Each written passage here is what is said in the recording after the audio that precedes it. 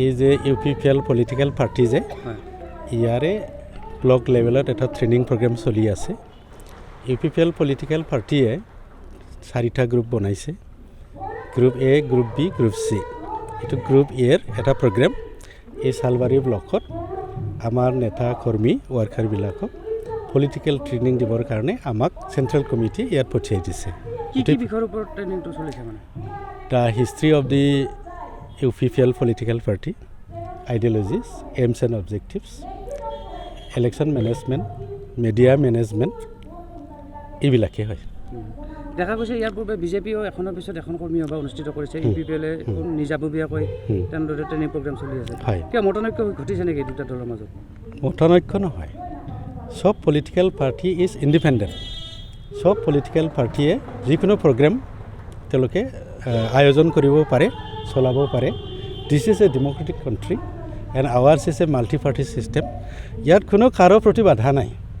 আজি BPF UPPL AGP BJP UDF যোনে যি কৰে কৰক ইয়াত কোনো বাধা নাই ইয়াত কোনো মতানৈক্যৰ কথা নাই নিজৰ পলিচি প্ৰগ্ৰাম আইডিঅলজি ট্ৰেইনিং প্ৰগ্ৰাম মাছ ৰেলী বাইক ৰেলী যি কৰে কৰক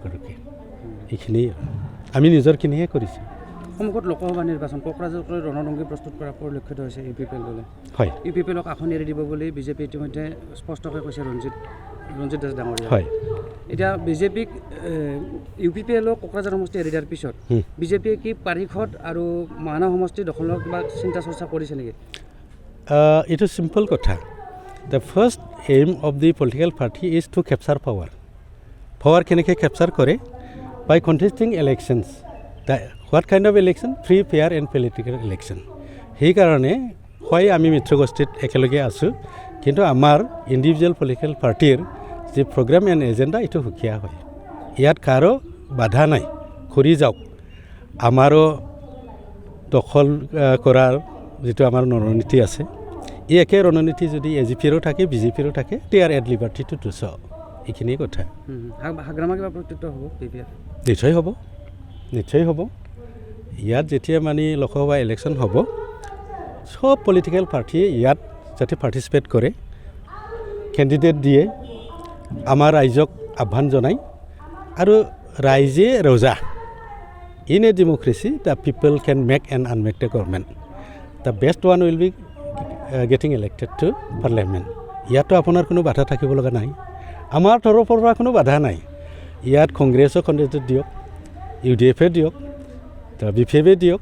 আৰু কাৰোবাৰ যদি আছে তেওঁলোকে দিয়ক কিন্তু এটা কথা আমি যিহেতু AGP BJP UPPL হয়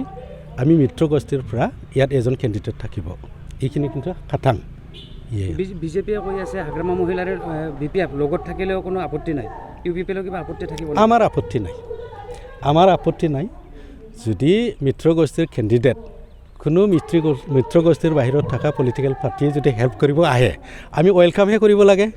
কিয়নো এই চিটটো আমি জিকি যাব লাগিব আমি এটাই কথা বিচাৰোঁ এই যে 2019 চনৰ 30 মে'ৰ দিনা নৰেন্দ্ৰ মোদী ডাঙৰীয়া দ্বিতীয়বাৰৰ কাৰণে যে ভাৰতৰ প্ৰধানমন্ত্ৰী হ'ল আমি ৰেকৰ্ড এটা বনাব খুজিছোঁ এই নৰেন্দ্ৰ মোদী ডাঙৰীয়া 24ৰ ইলেকশ্যন আৰু ষ্ট্ৰেইট 3 টাৰ্মছ যাতে প্ৰাইম মিনিষ্টাৰ আমি বনাব পাৰোঁ অসমত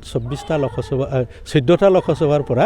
আমি কমচে কম 12টা লোকসভা যদি মিত্ৰগোষ্ঠী জিকাই পঠাব পাৰে this will be the contribution to the formation of the union government ইয়াৰ কাৰণে আমি তেহে কেহে লাগি আছোঁ ইয়াত যদি মিত্ৰগোষ্ঠীৰ কেণ্ডিডেট যদি UDFও মানে সহায় কৰে বা কংগ্ৰেছও সহায় কৰে BPF যদি সহায় কৰে আমি ৱেলকাম কৰিম কেৱল নৱশৰণীয়াক হাতত দিব লাগে নৱশৰণীয়া কেণ্ডিডেট দিয়ক কণ্টেষ্ট কৰক যদি কেণ্ডিডেট নিদিয়ে আমাক ছাপোৰ্ট কৰে ৱেলকাম ইয়াত বেয়া পাবলৈ কি আছে